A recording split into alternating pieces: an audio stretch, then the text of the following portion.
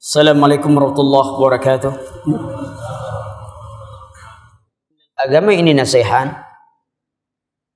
Lalu ditanya, bagi siapa ya Rasulullah? Rasulullah menjawab, bagi Allah, bagi kitabnya, bagi Rasulnya, bagi pemimpin-pemimpin kaum muslimin dan seluruh kaum muslimin. Bila kita perhatikan kalimat ad-dinun nasihah, an-nasihah, nasahah itu bermakna membersihkan sesuatu dari kotoran yang menodainya. Jadi sesuatu itu kalau dibersihkan dari kotoran, maka itu dinamakan nasahah.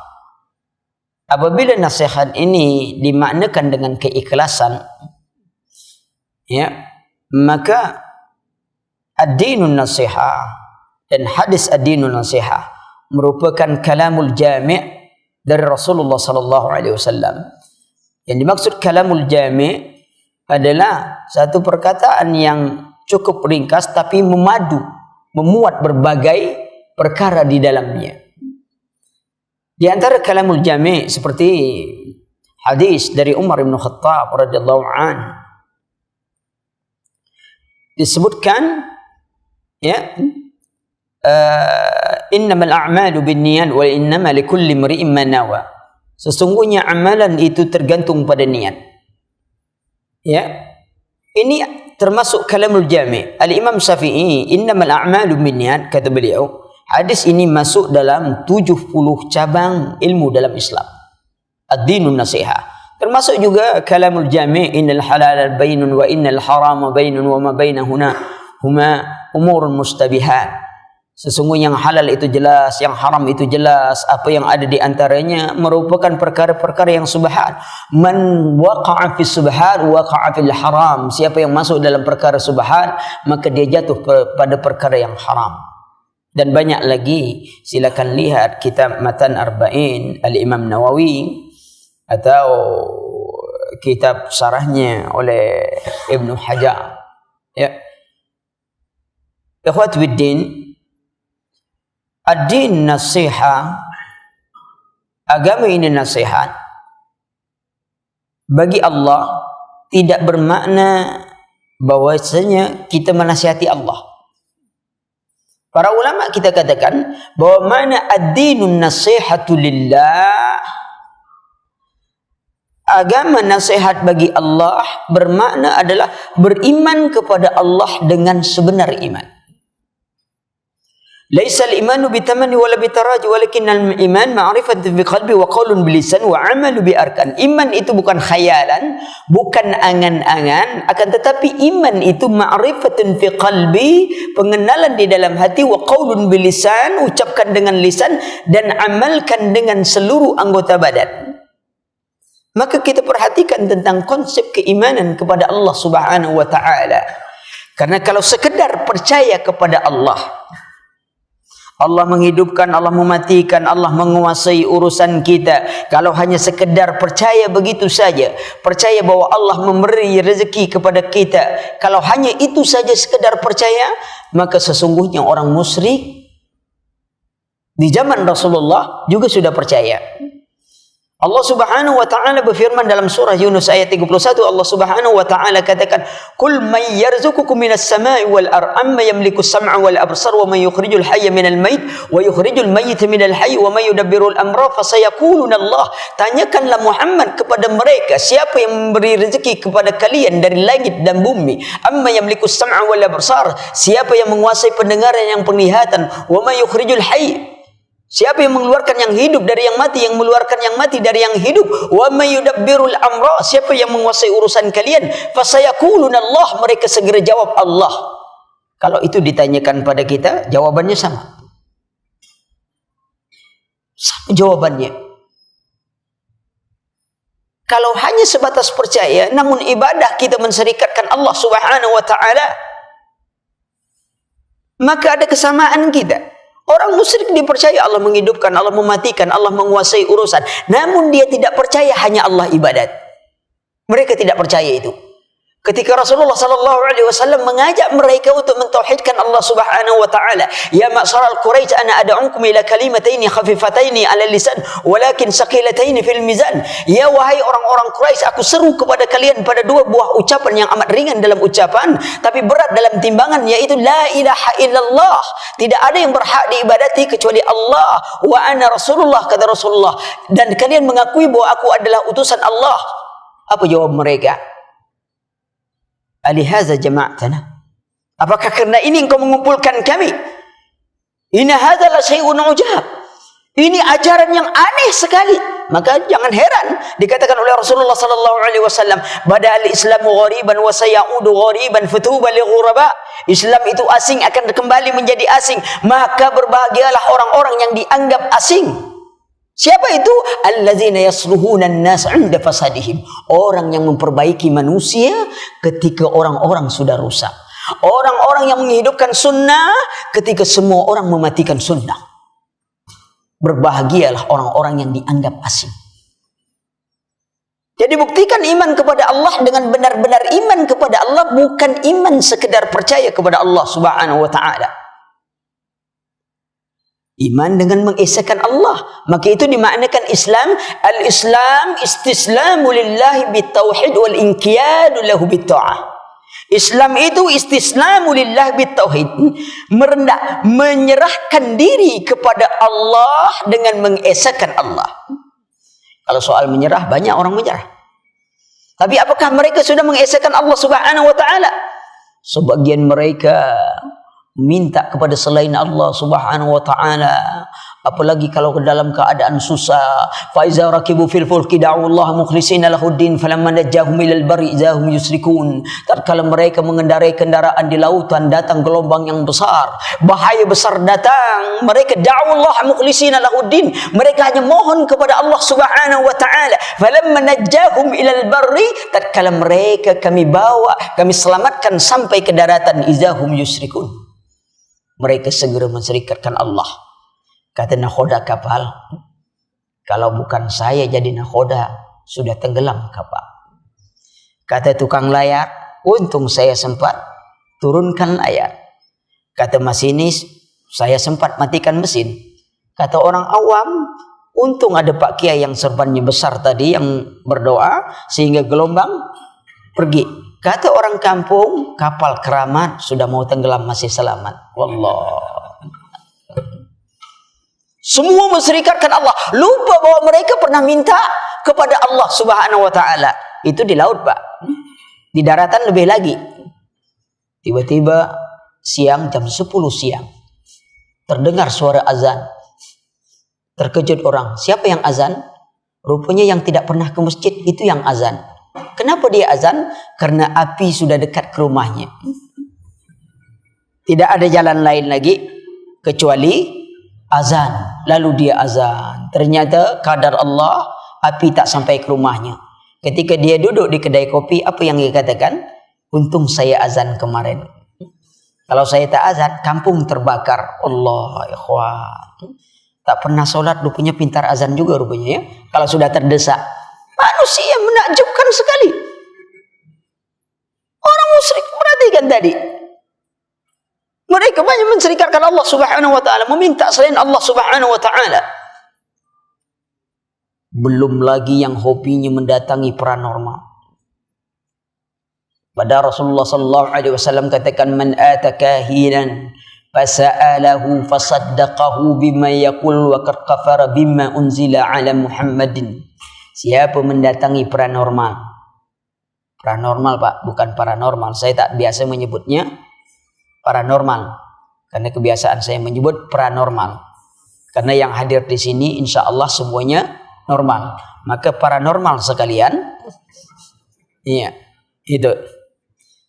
Maka perhatikan, iman dengan Allah, bahwa iman kepada Allah Subhanahu wa taala tidak sekedar keyakinan. Kalau hanya percaya Allah menghidupkan, Allah mematikan kita, iblis sendiri percaya. Allah Subhanahu wa taala berfirman dalam surah Al-A'raf ayat 12, Allah Subhanahu wa taala katakan, "Qala ma mana'aka alla tasjuda is amartuk?" Apa yang menghalangi engkau untuk sujud ketika aku perintahkan engkau untuk sujud? Wa iz qala rabbuka lil malaikati isjudu li Adam fasajadu illa iblis. Ingatlah ketika kami perintahkan seluruh malaikat untuk sujud kepada Adam, seluruhnya sujud kecuali iblis. Aba wastakbara wa kana minal kafirin. Enggan, sombong, tergolong orang-orang yang kafir, kata Allah. Apa sebabnya? Bukan Allah tidak tahu. Allah Maha tahu. Masalahnya kita perlu tahu. Apa jawab iblis? Ana khairu minhu khalaqtani min nar wa khalaqtahu min tin. Aku lebih baik daripada Adam, engkau ciptakan aku, kata iblis. Engkau ciptakan aku dari api, Adam engkau ciptakan dari tanah. Akhirnya apa jawab Allah? Fakhruj minha fama yakunu laka an tatakabbara fiha. Keluar dari sorga ini, tidak pantas engkau menyombongkan diri di sorga ini. Lalu apa jawab iblis? Qala anzirni ila yaumi yub'atsun. Ya Rabbi, di dalam ayat lain, anzirni ila yaumi yub'atsun, beri aku tempo. Iblis minta tempo karena dia tahu bahwa Allah bisa mematikan dia kapan. Kita tahu Allah bisa mematikan kita. Kalau kita tidak taat pada Allah, sama enggak? Iblis tahu. Lalu iblis meminta agar dipanjangkan umurnya. Anzirni ila yaumi yub'atsun innaka minal munzarin. Engkau diberi tempo, kata Allah Subhanahu wa taala. Allah kabulkan permohonan iblis. Ini pelajaran juga bagi kita. Bahwa siapa saja yang minta pada Allah, muslimkah dia, kafirkah dia, fasikkah dia, yang minta kepada Allah dalam urusan dunia, Allah akan bagikan pada mereka. Iblis minta tak? Minta umur panjang karena dia pintar. Iblis tak minta kaya, Pak. Iblis minta umur panjang. Apa gunanya dapat duit 1 miliar langsung mati? Tak ada manfaat. Iblis minta umur panjang. Allah beri umur panjang kepada iblis. Lihat keadaan itu. Dikabulkan Allah permohonan. Begitu jangan heran kalau ada orang kufar, orang nafik, orang fasik, ternyata kekayaannya makin lama makin meningkat. Jangan heran. Iblis saja minta dibagikan Allah. Karena Allah tidak menjadikan dunia ini sebagai ukuran kemuliaan. Tidak. Man kana yuridu hayata dunya wa zinataha wa fi ilayhi ma'malun fiha wa fiha la yabkhasun. Barang siapa menginginkan kehidupan dunia dengan perhiasan yang ada di dalamnya, harta, pangkat, jabatan dan kedudukan, Allah berikan kepada mereka walaupun mereka ingkar kepada Allah Subhanahu wa taala. Tapi itu kan surah Hud ayat 15. Ayat 16-nya harus dibaca. Apa kata Allah? Ulaikal ladzina laysa lahum fil akhirah ilan nar. Orang yang mencari dunianya untuk dunianya, tidak ada bagiannya mereka di akhirat kecuali neraka saja. Tinggal kita pilih. Araditum fil hayatid dunya. Apakah kalian lebih cinta pada kehidupan dunia? Wa mal mata'ul hayatid dunya fil akhirah illa qalil. Tidak adalah kesenangan kehidupan dunia ini di akhirat kecuali sedikit saja. Wal akhiratu khairul laka minal ula. Kehidupan akhirat jauh lebih baik pada kehidupan yang pertama. Wal akhiratu khairu wa abqa. Kehidupan akhirat jauh lebih kekal daripada kehidupanmu dunia. Tinggal pilih manusia. Buktikan iman kita. Nah, bukti iman yaitu dengan mengibadati Allah Subhanahu wa taala. Maka itu kalau kita perhatikan Al-Qur'anul Karim, maka perintah pertama mulai dari surah Al-Baqarah, maka perintah yang pertama dalam bahasa Arab disebut fi'il amr yang pertama. Perintah yang pertama adalah menyuruh, ya ayyuhan nasu u'budu rabbakumul ladzi khalaqakum. Wahai manusia, ibadatilah Rabbmu yang telah menciptakanmu. Ibadatilah Rabbmu. Lihat perintah pertama agar kita beribadah kepada Allah Subhanahu wa taala. Apa itu ibadah? Allah katakan, wa ma khalaqtul jinna wal insa illa liya'budun. Tidak kuciptakan jin dan manusia kecuali untuk beribadah. Kalau ayat ini diartikan menyembah, itu mempersempit ruang gerak. Sebab orang puasa menyembah tak? Tak ada orang puasa bilang orang menyembah Allah. Orang solat menyembah Allah. Orang puasa tidak disebut menyembah Allah, tapi dia ibadah. Orang memberi sedekah tidak sebut menyembah Allah. Seorang suami keluar rumah mencari nafkah yang halal untuk kehidupan, menghidupkan keluarganya, jadi nilai ibadah. Seorang istri di rumah sambil menyapu, dia berzikir, membersihkan rumahnya, apa semuanya, jadi nilai ibadah. Maka ibadah itu berbeda dengan menyembah. Setiap menyembah adalah ibadah, tapi setiap ibadah tidak sama dengan menyembah. Apa itu ibadah? Ibadah itu adalah ismun jami' li kulli ma yuhibbuhu Allah wa yardahu minal af'ali batinati wa zahirah. Ibadah itu adalah suatu kata yang meliputi segala sesuatu yang dicintai dan diredoi. Yang dicintai adalah yang ikhlas, dan diredoi adalah yang mutaba'ah, yang mengikuti Nabi SAW. Itu yang dicinta, yang diredoi. Ya, apakah itu perkataan maupun perbuatan, apakah itu zahir maupun batin, itu semua jadi nilai ibadah. Sekarang kita berjalan sampai kemari, nuntut ilmu jadi nilai ibadah. Duduk di majlis taklim, kata ulama, lebih utama dari 60 rakaat solat sunat. Jangan berarti sudah duduk majlis taklim tak solat sunat lagi. Ini salah paham lagi nanti, ya. Seperti orang tabasumuka li akhika laka sadaqah. Senyummu untuk saudaramu sedekah. Jadi setiap orang minta sedekah tak pernah kasih uang, cukup kasih senyum saja.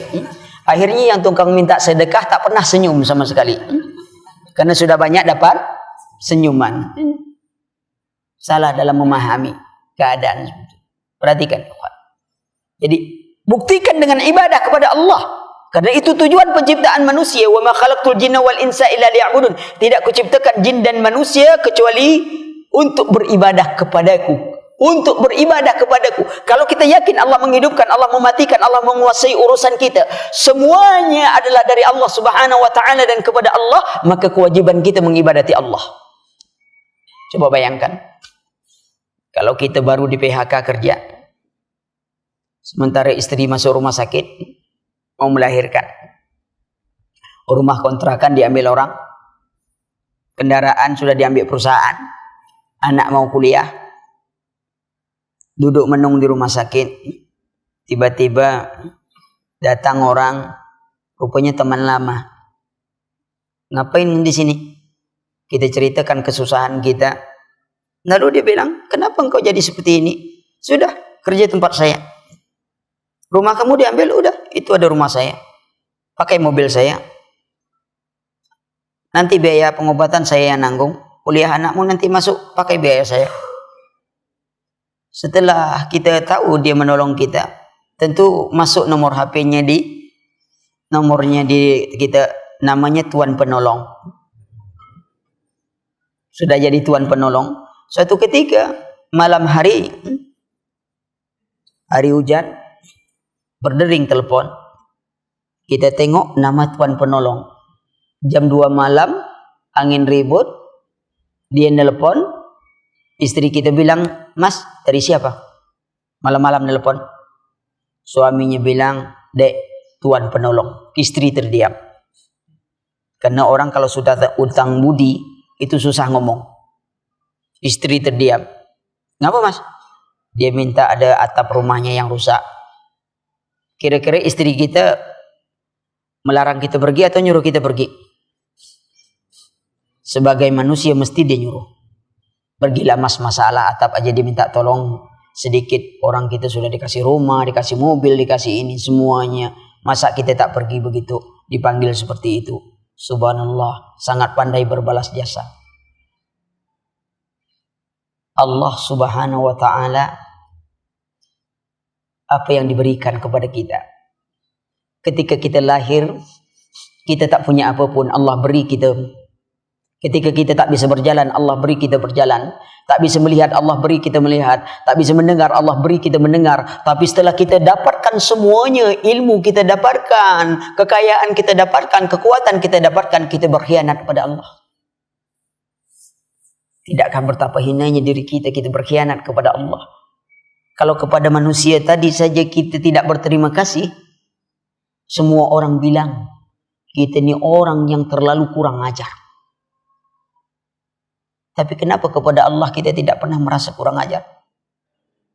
Allah telah beri kita nikmat. Laqad khalaqnal insana fi ahsani taqwim. Kami ciptakan manusia dalam sebaik bentuk. Bayangkan Pak, bentuk kita ini saja harus kita syukuri. Coba Bapak bayangkan. Ibu-ibu juga boleh bayangkanlah. Kalau gigi ini tumbuhnya seperti jenggot, yang atas manjang ke bawah, yang bawah naik ke atas. Tak usah banyak-banyak Pak, 2 saja. Apalagi kalau semua gigi tumbuh kayak jenggot bertemu, akhirnya orang tak tahu mana muka mana gigi. Lihat, itu saja kita syukuri itu. Bagaimana gigi yang dengan kekerasannya, namun dia tetap tunduk pada ketentuan Allah. Bisa tak gigi? Mana lunak gigi dari bibir? Bibir lunak, tapi gigi tidak pernah mau melanggar ketentuan Allah. Kamu tumbuh hanya sebatas bibir. Sudah, tak mau dia keluar-keluar panjang-panjang lebih. Sikit-sikit saja kadang ada. Tapi lihat, itu saja itu nikmat yang besar yang diberikan oleh Allah Subhanahu wa taala. Kenapa kita tidak syukuri? Ginjal kita saja kalau sudah sakit ginjal, repotnya setengah mati. Karena kita pun sudah hampir mati. Lihat, belum lagi bayar cuci darahnya semua ini. Kini tak perlu cuci darah lagi. Nikmat yang besar diberikan Allah. Tak usah itu lagi. Saya contohkan lebih dekat lagi lah. Tak usah kita dulu kaji alam. Lihat ada awan bertulisan Allah, ini baru mau tobat. Jangan. Tubuh kita saja dulu. Coba perhatikan. Fungsi perut kita yang menghancurkan makanan. Otomatis atau manual? Otomatis kan? Kalau sempat manual, itu kacau Pak. Sempat kita makan daging rendang, tepat daging rendang tuh yang lihat-lihat, itu susah untuk narik-nariknya di dalam. Bayangkan, nikmat yang Allah berikan itu saja harus disyukuri. Tapi betapa banyak manusia tidak menyadari nikmat Allah Subhanahu wa taala.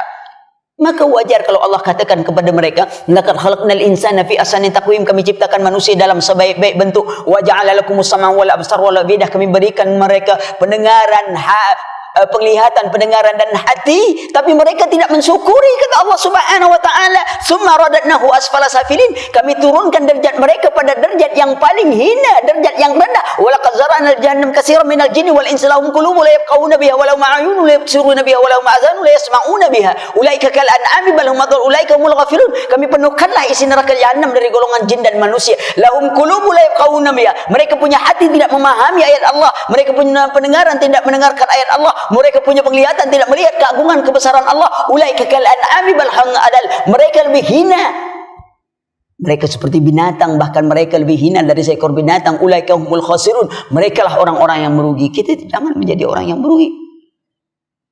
Hidup, buktikan iman kita kepada Allah. Ini secara ringkas makna yang pertama. Makna yang kedua, nasihat di kitabihi, yakni beriman dan memegang kitabnya, betul-betul berpegang teguh kepada Al-Quran. Allah Subhanahu wa taala berfirman, "Dzalikal kitabu la raiba fihi hudal lil muttaqin."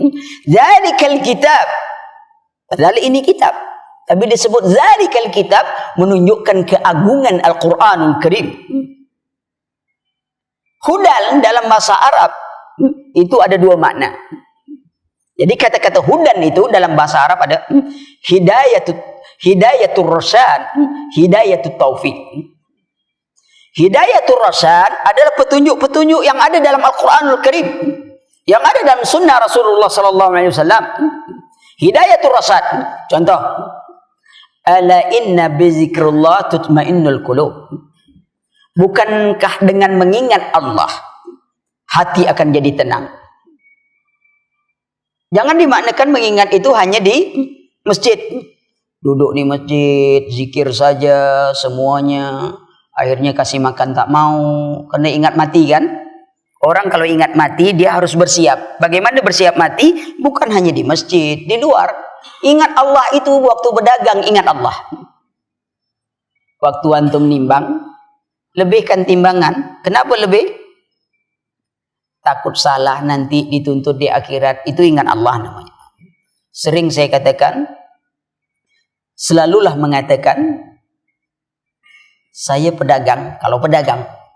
Tapi ingat, saya muslim. Saya karyawan, tapi ingat, saya muslim. Jangan antum balik. Saya muslim pak, tapi itulah saya kan karyawan. Tak boleh sholat Jumat pak? Enggak, tak boleh. Tapi coba kalau antum katakan, mau kemana kata bos? Sholat pak. Kenapa sholat? Pak, saya karyawan bapak, ingat saya muslim. Itu beda maknanya tuh. Saya muslim, tapi saya pedagang. Itu beda tuh. Adalah kira-kira yang bisa untung besar sedikit. Narkoba pun jadilah. Muslim, cuman saya pedagang kan. Maka beda. Saya pedagang, ingat, saya muslim. Kamu jangan sembarangan merintahkan saya suruh jual-jual begini. Saya memang pedagang, tapi ingat saya muslim. Allah. Selalu mengingat Allah. Alladzina yazkuruna Allah al-qiyama wa qu'udan wa 'ala junubihim wa yatafakkaruna fi khalqis samawati wal ardh.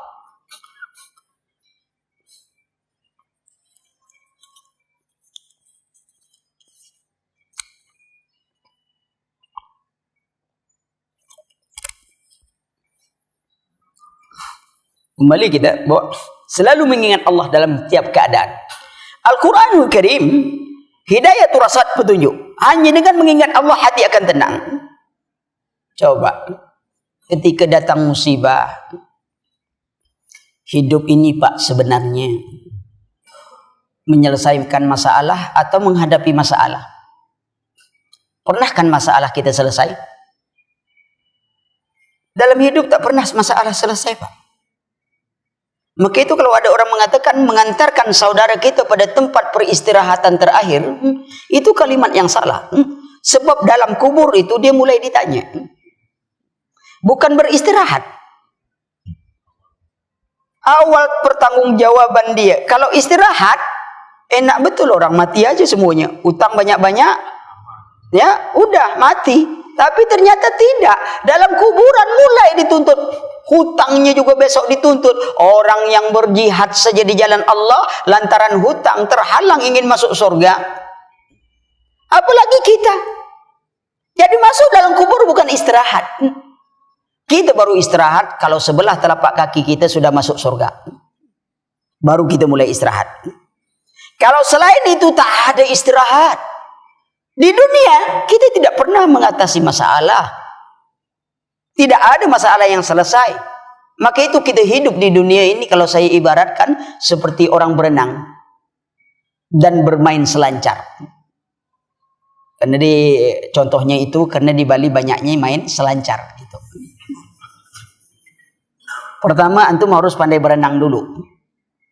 Setelah antum pandai berenang mulai belajar selancar. Kalau antum tak pandai berenang, bagaimana antum bisa berselancar?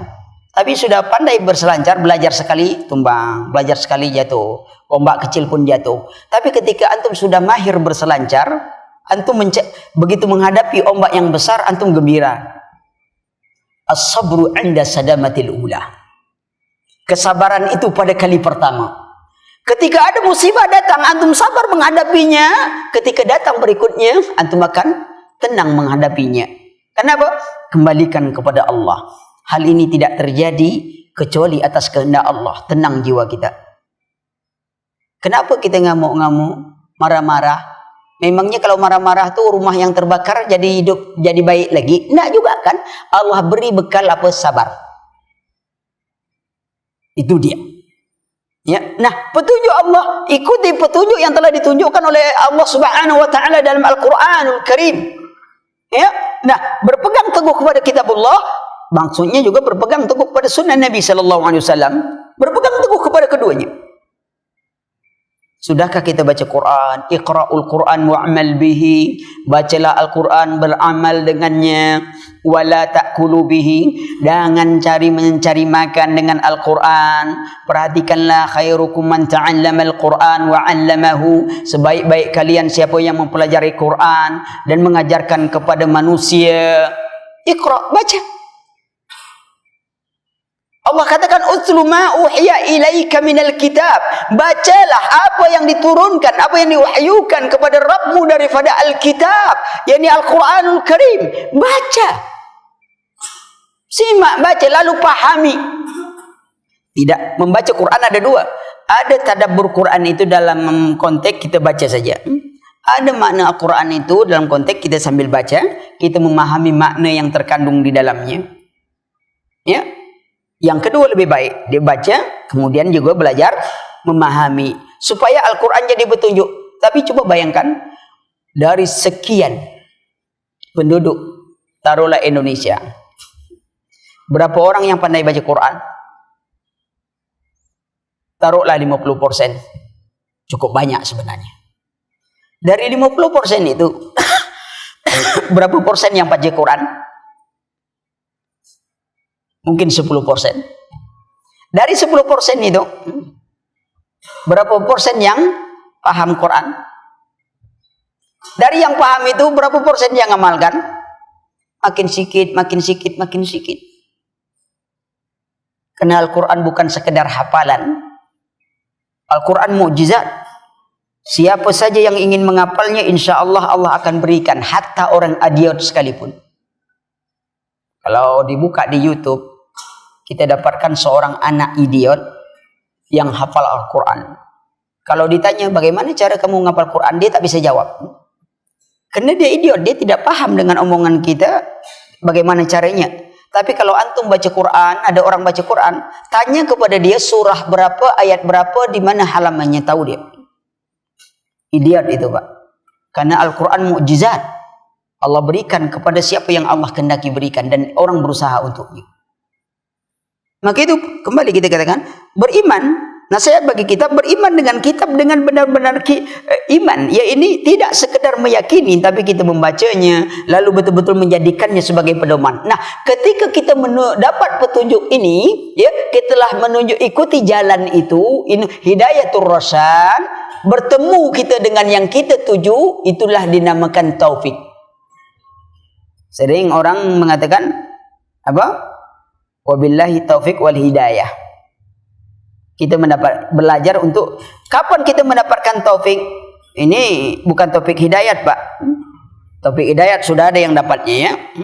Ini taufik dari Allah. Setelah kita mengikuti petunjuk itu. Macam tadi pagi kita mau ke sini, ya. Terlewat ke sana sedikit. Lalu dikasih tahu kawan, mundur. Cari nama ini, gang ini, lalu diikuti petunjuk. Setelah mengikuti petunjuk, ketemu masjid ini. Di dalam konteks, ketika mengikuti petunjuk, kita mengikuti rasyad. Begitu benar kita ikuti petunjuk kita mendapatkan taufik. Bertemulah dengan apa yang kita tuju setelah kita menemukan, setelah kita mengikuti petunjuk. Lalu bagaimana orang ingin mendapat petunjuk, jiwanya akan tenang? Dia mendapatkan ketenangan dari Allah. Kalau soal hidayah, orang selalu salah paham, Pak. Kalau soal rezeki, sama pahamnya semuanya. Tak usah muslim, kafir pun sama. Kalau ada orang tegak di tengah jalan sambil berdoa, ditanya orang, kenapa di situ? Saya minta Allah turunkan rezeki dari langit. Kira-kira apa omongan orang semuanya? Memangnya rezeki kamu dapat dari langit turun? Harus dicari. Ada usaha untuk mendapatkan, baru Allah akan bagikan. Semuanya paham. Profesorkah dia, tidakkah dia, pahamnya sama bahwa rezeki itu mesti dicari. Tapi kalau hidayah, sholat dia, belum lagi, belum dapat hidayah. Udah kaya melimpah, ya, sudah kaya melimpah, banyak hartanya, naik haji yuk, belum datang panggilan. Belum datang panggilan. Padahal ibu-ibu sudah bawa lagu panggilan haji, sudah dipanggil ibu-ibu. Ibu-ibu main rabana kan selalu bawa lagu panggilan haji. Ya. Ini sudah dapat panggilan. Uang sudah melimpah, itu panggilan. Tadi dibagikan oleh Allah Subhanahu wa taala. Tapi dia tidak penuhi panggilan Allah Subhanahu wa taala. Kita Indonesia ini kan makin kaya, makin lama makin kaya orang muslim Indonesia ini. Bukan makin susah. Buktinya apa? Naik haji makin susah. Kalau dulu setiap tahun mungkin orang bisa naik haji, saya tidak tahu. Kalau di Bali sudah berapa tahun kalau daftar sekarang? 17 tahun. Lumayan, Pak. Tapi saya sarankan daftar 17 tahun, cari yang cepat untuk 2-3 tahun. Daftar lama untuk reguler, untuk cepat antum cari yang plus saja. Oh, mana mungkin? Kata kita mana mungkin? Kalau Allah mau rezeki semuanya mungkin. Cuman selalu jadi masalah, kita ini selalu mendahulukan keinginan. Apa sebab membuatkan kita payah? Sampai 17 tahun, apa tahun? Sebenarnya itu, karena banyakkan kaum muslimin itu ingin haji. Bukan wajib haji, Pak. Banyak yang ingin haji. Wajibnya belum. Jadi 17 tahun kita jarak itu, banyak di antara 17 tahun itu sebenarnya ingin berangkat haji. Bukan wajib haji. Mungkin kalau segi wajib artinya belum ada. Tapi ingin haji, siapa yang tidak ingin? Tapi berdoa saja kepada Allah Subhanahu wa taala. Saya pernah jumpa seorang tukang sol sepatu. Dia tanya, "Ustadz, sudah berapa kali naik haji?" Pertanyaan berapa kali naik haji itu mengandung makna bahwa dia sudah naik haji. Kalau dia belum naik haji, dia akan bertanya, "Sudah naik haji, Ustadz?" Kemungkinan dia belum naik haji. Tapi sudah berapa kali? Saya balik bertanya, "Bapak, saya sudah 2 kali, Ustadz," kata dia. 2 kali? Ya. Bapak kerjanya apa? Ini aja, Pak. Ini aja, Ustadz. Kok bisa? Saya bilang gitu kan, "Ustadz, kita kan usaha aja, Ustadz. Bisa atau tidak kan Allah yang jamin kita nanti." Subhanallah, keyakinan. Yang kita yang tidak mau usaha. Mau keluar usaha pun masih ngitung. Kerja tidak, dagang tidak, dagang tidak, dagang tidak. Orang lah balik berdagang, kita masih ngitung dagang tidak, dagang tidak, dagang tidak. Ragu semuanya. Usaha. Begitu juga dengan hidayah. Harus ada usaha. Ini saya ngomong aja, Pak. Sampai jam berapa nih? Sampai jam 6 ya? Jam 6 ya? Kasih tahu, Pak. Nanti korupsi waktu, lama-lama saya korupsi uang. Itu yang takutnya. Dia awalnya waktu saja, Pak. Sudah tuh pandai korupsi uang kan? Hati-hati. Ya. Saya singkat saja bahwa iman kepada kitab Allah, kita pegang teguh pada kitabnya. Pelajari Al-Quran, ajarkan kepada manusia, lalu pahami makna yang terkandung di dalamnya. Yang ketiga adalah nasihat bagi Rasul. Nasihat bagi Rasul maknanya adalah ittiba kepada Rasulullah sallallahu alaihi wasallam dengan benar-benar ittiba kepada Nabi. Karena syarat diterimanya amal, perhatikan hadis Rasulullah sallallahu alaihi wasallam ketika Rasulullah sallallahu alaihi wasallam bersabda, "Kam min shaimin laisa lahu min siyamihi ila al-ju' wal atas." Berapa banyaknya orang yang berpuasa tidak dapat dari puasanya kecuali lapar dan dahaga. "Kam min qaimin laisa lahu min qiyamihi ila sahar." Berapa banyaknya orang yang bangun malam tidak ada yang ia dapatkan dari bangun malamnya kecuali ngantuk saja. Kenapa? Mereka tidak memeriksa bagaimana syarat diterimanya amalan. Ibadah kita 2 syarat diterimanya. Ikhlas. Wa ma umiru illa liya'budullaha mukhlishina lahuddin. Tidaklah mereka diperintahkan kecuali untuk memurnikan seluruh ketaatan hanya kepada Allah Subhanahu wa taala. Kemudian ittiba kepada Nabi sallallahu alaihi wasallam. Wa ma atakumur rasul fa'khuzuhu wa ma nahakum anhu fantahu. Apa yang diperintah Rasulmu ambil, apa yang cegah Rasulmu maka tinggalkanlah dia. Rasulullah sallallahu alaihi wasallam bersabda, "Man 'amila 'amalan laisa 'alaihi amruna fahuwa raddun." Siapa melakukan satu amalan yang tidak ada dalam sunnahku, batallah amalannya. Contoh, salat. Kalau ada hari Ahad, solat subuhnya 8 rakaat. Kalau ditanya, "Kenapa kamu solat subuh 8 rakaat?" "Hari ini kan saya libur," kata dia. "Kok gitu?" "Oh, yang 2-2 tuh malas. Saya kalau hari libur ini kadang 20 rakaat saya solat subuh." Mana yang diterima? Yang 2 atau 20 rakaat? Kenapa 2 diterima? Karena dia bersesuaikan dengan sunnah Nabi sallallahu alaihi wasallam. Ibarat orang penyair katakan, in kana hubbuka haqqan fattabi'u.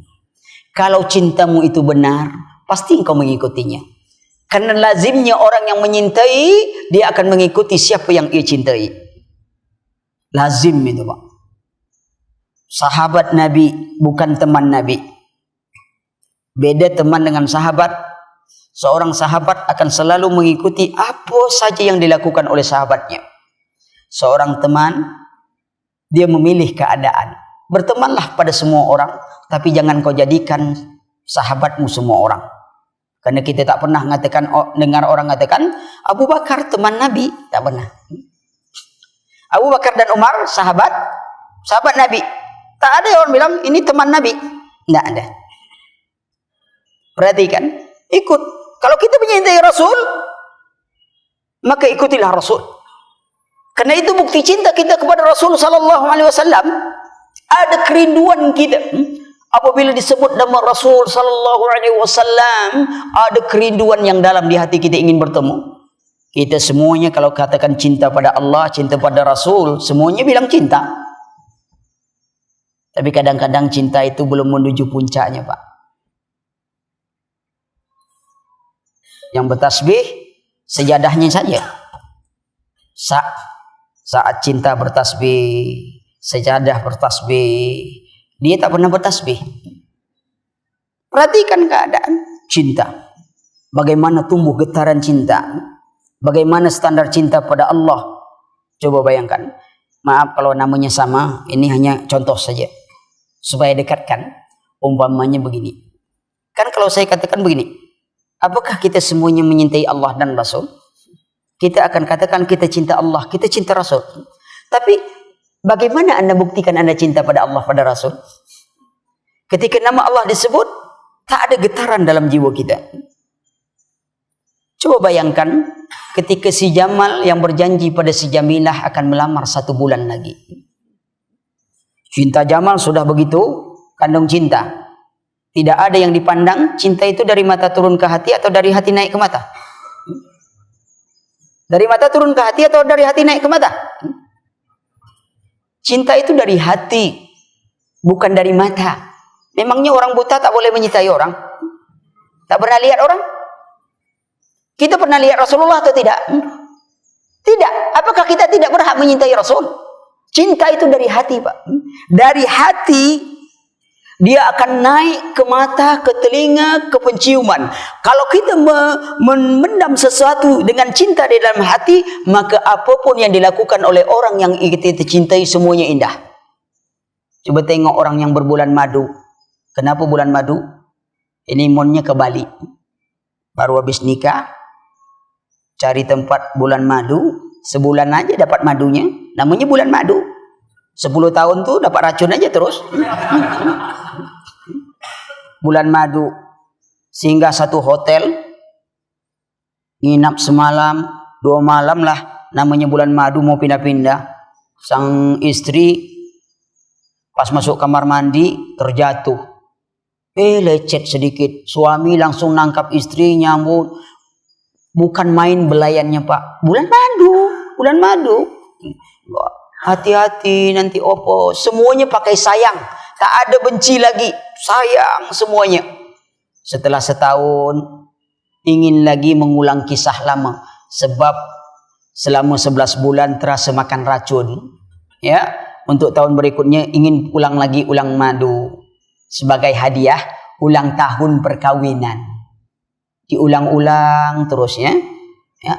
Pergi lagi ke tempat yang sama, di kamar yang sama. Jatuhnya sama juga seperti kemarin. Cuman suaminya berbeda. Nanggapi.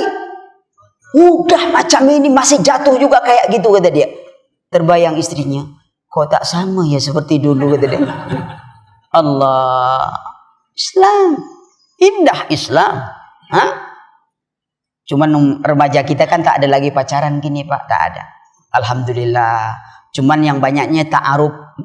Jadi di pantai-pantai itu semuanya banyak yang pawai ta'aruf.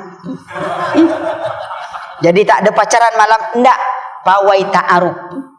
Sehingga pegangannya itu tidak kayak ransel, tak kayak perangko, kayak ransel. Kalau perangko kena hujan lepas, kalau ransel ada hujan makin kuat. Itu ta'aruf, Pak. Tapi kalau sudah nikah, mulai tangan sudah nikah pegangan agak kendor sedikit. Punya anak satu, tangan sebelah tuh pegang suami itu. Punya anak dua, pegang baju suami aja. Punya anak tiga, celananya aja pegang. Anaknya empat, tak pegangan lagi. Ya, jatuhnya tak kemana-mana. Allah. Seharusnya makin banyak anak, makin kuat pegangannya. Tapi makin lepas. Suami pun begitu juga. Dulu belum punya anak. Dulu, Pak.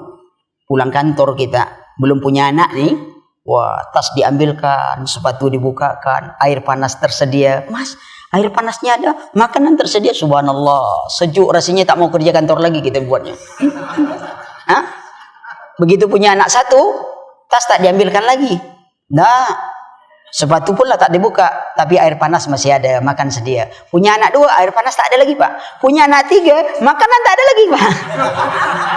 Allah, itu ibu, apa-apanya lebih dahsyat lagi.